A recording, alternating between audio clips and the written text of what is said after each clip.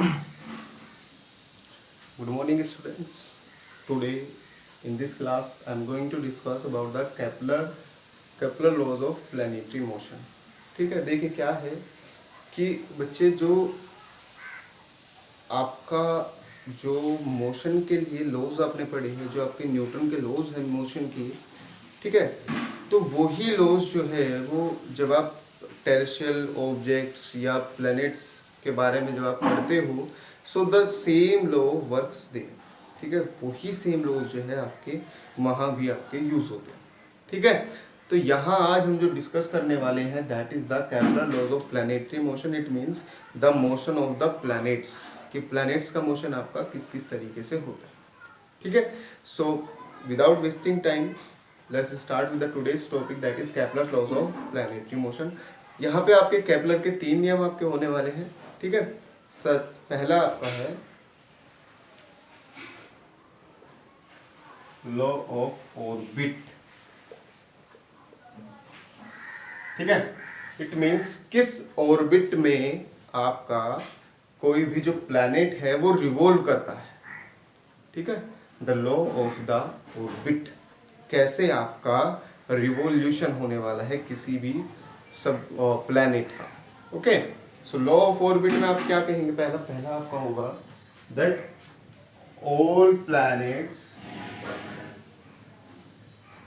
Revolve around sun, ठीक है। सभी प्लैनेट्स जो है वो सन के चारों ओर रिवॉल्व करते हैं। All planets revolve around sun, कैसे ऑर्बिट में, in elliptical,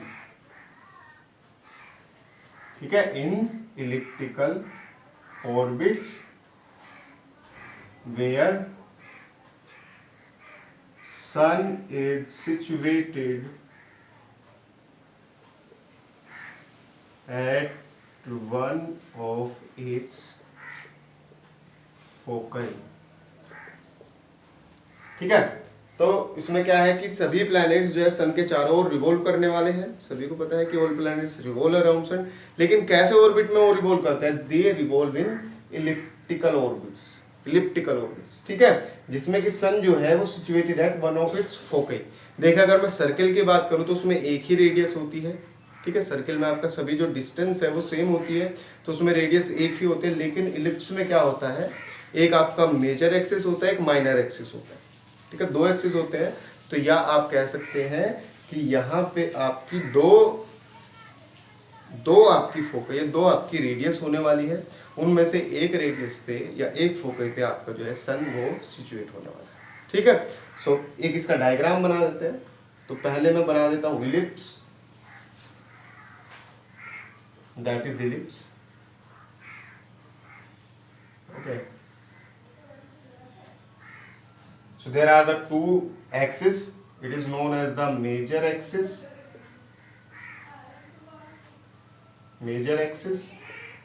and it is known as the minor axis, ठीक है। and this shape is elliptical, so कोई भी जो planet है, this is the planet, these are revolving around sun, जहां की सन आपका सिचुएटेड है यहाँ,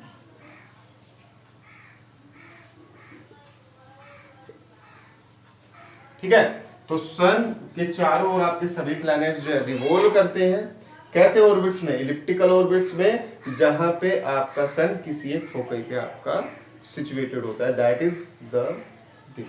एक ये आपका माइनर एक्सिस, एक मेजर एक्सिस, तो यहाँ इस पे मैंने कह दिया है कि यहाँ पे सन आपका सिचुएटेड होता है, ठीक है। इन केस बेटा आप सपोज करिए आप इसे सेंटर में कर दे सन को, तो सेंटर में करने से देखिए क्या होगा, बता रहा हूँ, सेंटर में करने से क्या होगा, यहाँ पे देखिए पास आ जाएगा, मतलब यहाँ पे समर होने वाली है, यहाँ आपका दूर चला जाएगा, ओ सॉरी हाँ विंटर होने वाली है, फिर यहाँ पे फिर समर, फिर यहाँ पे फिर विंटर। तो एक ही आपके रिवॉल्यूशन के पीरियड में या एक ही साल में आपकी 2 बार सर्दी होने वाली है, 2 बार आपकी गर्मी होने वाली है। ऐसा होता है? नहीं होता है, ठीक है। तो आप क्या कहेंगे कि सन जो है वो सेंटर में नहीं है, क्योंकि अगर सेंटर में होता बेटा तो क्या होता, सेंटर में होने की वजह से, सेंटर में होने की वजह से आपका साल में 2 बार आपकी गर्मी होने वाली थी, 2 बार आपकी सर्दी होने वाली थी। लेकिन ऐसा नहीं होता है, साल में केवल 1 बार ही आपकी गर्मी होती है, 1 बार ही आपकी सर्दी होती है। ठीक है। दूसरा, अगर मैं से सर्किल मान लूं तो सर्किल मानने से क्या होगा,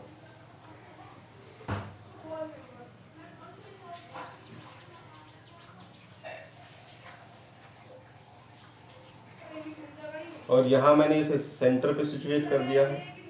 तो अब आपकी पूरे साल भर जो आपका वेदर है वो यूनिफॉर्म रहने वाला है, क्योंकि पूरे साल में आपकी जो ड्यूरेशन है वो सेम रहेगी। पूरे साल में जो आपकी ड्यूरेशन है वो आपकी दिन की या रात की या फिर आपका समर्स या विंटर्स जो भी आपका है वो सेम रहने वाली है। तो अगर आप ऑब्जर्व करेंगे कि क्या क्या आपने जैसे अब तक ऑब्जर्व किया है क्या क्या आपका होता है, तो वो बेस्ट सेटिस्फाई होता है जब आप ये एजम्पशन मानते हैं कि आपका सन जो है रिवॉल्व करना है प्लैनेट्स के चारों ओर, सॉरी प्लैनेट्स रिवॉल्व कर रहे हैं सन के चारों ओर, जिसमें कि सन आपका सिचुएटेड है इस एक रेडियस। ठीक है। All planets revolve around sun in elliptical orbits, elliptical orbits में, और सन कहाँ पे सिचुएटेड होता है, इस एक फोकल पे। Okay, so that is the law of orbit. It is the law of orbit. Second is the law of areas. ठीक है, second is the law of areas. ये आपको समझ आया होगा। दूसरा लिख लेते हैं,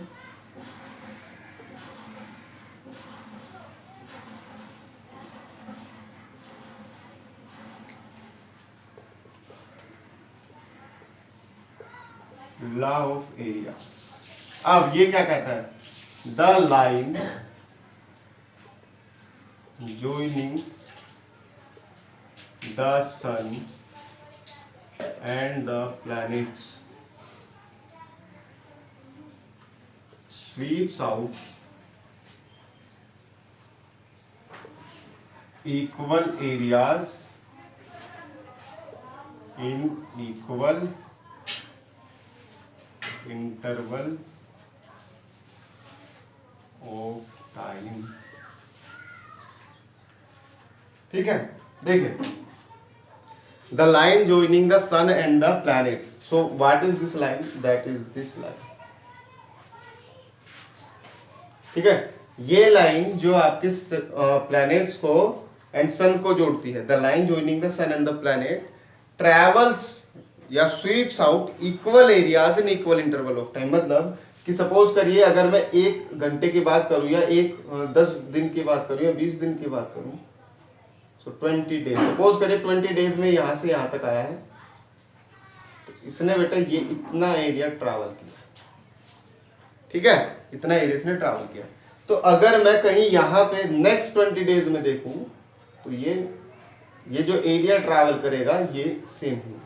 नेक्स्ट 20 डेज में ये जो आपका एरिया होगा ये सेम होंगे, नेक्स्ट 20 डेज में ये आपका जो एरिया होगा ये सेम। ठीक है, so the line joining the sun and the planets travels out, ये sweeps out equal areas in equal interval of time। And इसके लिए आप रीजन क्या देंगे, देखिए बेटा, अगर मैं ग्रेविटेशनल फोर्स की बात करूं, if talking about the gravitational force inversely proportional to R. ठीक है, तो यहां पे जब आपका प्लैनेट आपके सन से दूर है तो रेडियस या डिस्टेंस ज्यादा है तो फोर्स क्या है, कम। लेकिन जब ऐसे ये इधर जाएगा यहां तक, ये डिस्टेंस कम होती जाएगी, कम होती जाएगी, कम होती जाएगी, एंड यहाँ पे डिस्टेंस सबसे कम हो जाएगी। ठीक है, यहाँ पे डिस्टेंस सबसे ज्यादा है तो फोर्स सबसे कम लगेगी, यहाँ पे डिस्टेंस सबसे कम है तो फोर्स सबसे ज्यादा लगेगी। अब किसी भी रोटेशनल मोशन के लिए, ऐसा मोशन जो होता है, रोटेशनल मोशन जो होता है, किसी भी रोटेशन के लिए, ठीक है, आपकी एक फोर्स लगती है, उस फोर्स को आप बोलते हैं बेटा centripetal force. That force is known as centripetal force. वो जो सेंट्रीपिटल फोर्स होती है वो होती है बेटा mv²/r। ठीक है, mv²/r। ये जो सेंट्रीपिटल फोर्स है ये कभी भी किसी दूसरे फोर्स की वजह से प्रेजेंट होती है। जैसे इस केस में ग्रेविटेशनल फोर्स आपकी है जो सन एंड प्लैनेट के बीच में लगी हुई है, ये उसकी वजह से बेटा आई है। जब मैं इलेक्ट्रॉन का रिवॉल्यूशन देखता हूँ न्यूक्लियस के चारों ओर, तो बेटा वहां पे वो जो फोर्स लगती है वो इलेक्ट्रोस्टैटिक फोर्स की वजह से लगती है, क्योंकि वहां भी इलेक्ट्रॉन रिवॉल्व कर रहे हैं न्यूक्लियस के चारों ओर, तो वहां भी आपकी फोर्स लगेगी, सेंट्रीपिटल फोर्स लगेगी। किसकी वजह से लगेगी? इलेक्ट्रोस्टैटिक फोर्स, मतलब पॉजिटिव चार्ज और नेगेटिव चार्ज के बीच में। यहाँ जो आपकी सेंट्रीपिटल फोर्स है ये किसकी वजह से लगेगी? ये लगेगी बेटा आपकी because of the gravitational force. It acts because of the gravitational force. तो इस ग्रेविटेशनल फोर्स की वजह से आपके सेंट्रीपिटल फोर्स लगी है। इस ग्रेविटेशनल फोर्स की अगर मैं वैल्यू लिख दूं तो ये आ जाएगा आपका Gm/r²। ठीक है, अब देखिए m से m कैंसिल हो जाएगा, एक r से r कैंसिल हो जाएगा, तो v² = Gm/r, या फिर v = √Gm/r। ठीक है, v क्या आ जाएगा? √Gm/r। तो आप यहां से ये बात देखिए कि भैया अगर आपकी डिस्टेंस ज्यादा है, यहाँ पे डिस्टेंस ज्यादा है, यहाँ पे डिस्टेंस ज्यादा है, तो r ज्यादा हो गई, तो यहाँ पे वेलोसिटी जो है वो कम होती है, वेलोसिटी इज लेस। ठीक है, एंड जैसे जैसे डिस्टेंस कम होती जाएगी, यहां से यहां तक जब आप आएंगे तो डिस्टेंस कम होती जाएगी, डिस्टेंस कम होती जाएगी तो वेलोसिटी, यहाँ पे r कम होता जा रहा है तो वेलोसिटी क्या होती जाएगी? बढ़ती जाएगी। तो ऐसे आप जब जाओगे तो यहाँ तक वेलोसिटी बढ़ती जाएगी, यहाँ पे आपकी वेलोसिटी जो है मैक्सिमम हो जाएगी, एंड वेलोसिटी मैक्सिमम होने के बाद फिर क्या होगा? फिर यहाँ से आपकी डिस्टेंस बढ़ती जाएगी तो वेलोसिटी कम होती जाएगी। ठीक है, यहाँ सबसे कम वेलोसिटी इधर बढ़ती गई, फिर यहाँ पे मैक्सिमम, एंड फिर यहाँ पे घटती जाएगी। तो बेटा देखिए जब वेलोसिटी बढ़ती जा रही है तो ये यहाँ से यहाँ तक डिस्टेंस ट्रैवल करेगा, यहाँ वो ज्यादा टाइम लेगा, यहाँ से यहाँ तक जो डिस्टेंस ट्रैवल करेगा कम टाइम लेगा, यहाँ से यहाँ तक जो और कम लेगा। तो इसका मतलब अगर मैं इक्वल टाइम की बात करूं, तो क्या करेगा? ये इक्वल एरियाज ट्रैवल करेगा, क्योंकि यहाँ इसकी वेलोसिटी कम है। सपोज करिए पहले 20 दिन में वो यहाँ से केवल यहाँ तक गया है, ठीक है, यहाँ से लेके केवल यहाँ तक गया है। ठीक है, नेक्स्ट 20 दिन में क्योंकि उसकी वेलोसिटी बढ़ेगी, वेलोसिटी ज्यादा होगी, तो ये थोड़ी ज्यादा डिस्टेंस ट्रैवल करेगा ये वाला, फिर नेक्स्ट 20 डेज में थोड़ी और ज्यादा ट्रैवल करेगा। तो क्या होगा? ये एरिया जो है यहाँ पे, ये एरिया इतना है, फिर नेक्स्ट में एरिया इतना हो जाएगा। तो क्या होगा? जैसे जैसे आपका वेलोसिटी बढ़ती रहेगी तो ये बाहर वाली जो डिस्टेंस है, एक्सिस पे जो डिस्टेंस है वो ज्यादा ट्रैवल करेगी, जिससे ये जो एरिया है, ठीक है, ये क्या होगा? इक्वल रेट ट्रैवल करेगा in equal interval of time. ठीक है, equal areas in equal interval of time. Okay, third जो आपका है that is the law of period.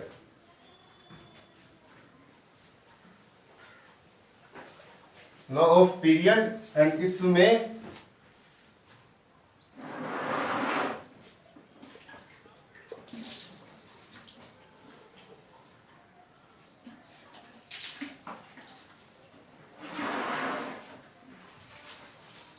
Suppose करें बेटा ये आपका है ए, ये आपका है बी, यहाँ आपका सन है, यहाँ आपके प्लैनेट्स है, इस तरह इसमें रिवॉल्व करते जा रहे हैं।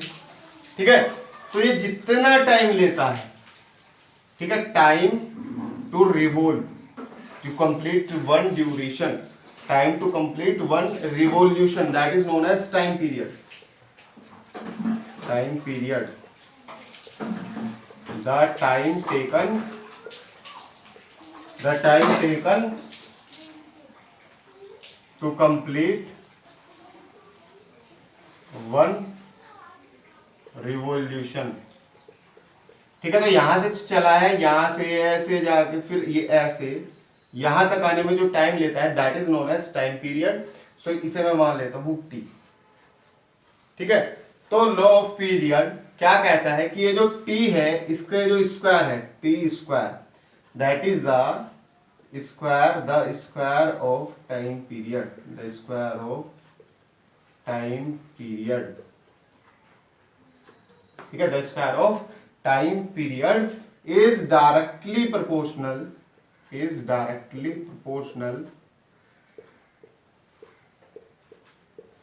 is directly proportional to the cube of this radii या radius of semi major axis। ठीक है, मतलब यहां से यहां तक अगर ये है तो a क्यूब। ठीक है, the square of time period is directly proportional to the cube of the radius of semi major axis, that is the law of the period. आप इसे समझने के लिए आप क्या कर सकते हैं, सन सोलर सिस्टम आप देख सकते हैं। जब आप सोलर सिस्टम देखेंगे तो आप ये देखेंगे कि मर्क्यूरी का ये जो है मर्क्यूरी का सबसे कम होगा। फिर देखिए ये मैंने सन बना दिया, ठीक है, तो मर्क्यूरी ऐसे कर रही होगी। मर्क्यूरी के बाद कौन आता है, वीनस ऐसे, अर्थ, मार्स ऐसे आपका आने वाला है। तो आप ये देखिए जिसके लिए ये कम है उसका टाइम पीरियड भी कम होगा। ठीक है, इसका मतलब सबसे कम टाइम पीरियड किसका होगा, मर्क्यूरी, उसके बाद Venus, Earth, Mars, Jupiter, Saturn, Uranus, Neptune, Pluto. इस तरह से आपका ये टाइम पीरियड जो है वो बढ़ने वाला है। ठीक है, सबसे कम मर्क्यूरी का एंड सबसे लास्ट में अगर मैं प्लूटो को इंक्लूड करूं तो प्लूटो का होने वाला है। प्लूटो को एक्सक्लूड अगर कर देंगे तो प्लैनेट्स में आपका नेपच्यून का सबसे ज्यादा टाइम पीरियड होने वाला है। T square is directly proportional to A cube, क्योंकि वो ज्यादा बड़े ऑर्बिट में वो ट्रैवल कर रही है तो वो ज्यादा टाइम पीरियड लेगी। ठीक है, तो आई होप आपको ये समझ आया। इन केसेस में कोई भी डाउट है तो आप पूछ सकते हैं। एंड इसमें जो होमवर्क है ये आप प्लीज करिएगा एंड मुझे भेज दीजिएगा मेरे नंबर पे, ठीक है, व्हाट्सएप पे, जिससे कि आपको करना क्या है, आपको सभी जो प्लैनेट्स है उनका टाइम पीरियड नोट करना है एंड वो देखना है कि क्या वो इस लॉ के हिसाब से ठीक है। ठीक है, till then good bye, have a nice day.